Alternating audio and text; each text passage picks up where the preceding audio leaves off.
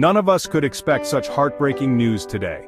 Mariah Carey, the iconic singer, has announced the loss of her mother and sister, both on the same day. In a deeply sorrowful announcement, Mariah Carey shared that her mother, Patricia, and her sister, Alison, have both passed away. The news has sent waves of shock and sadness through the music world and beyond. Mariah expressed her profound grief and has asked for privacy during this incredibly difficult time. She mentioned that she was able to spend the last week with her mother, a memory she holds dear amidst the sorrow. The cause of death for Patricia and Alison has not been made public, and Mariah has chosen to keep those details private for now. Despite a complex relationship, which she detailed in her memoir, Mariah's love for her family remains undeniable.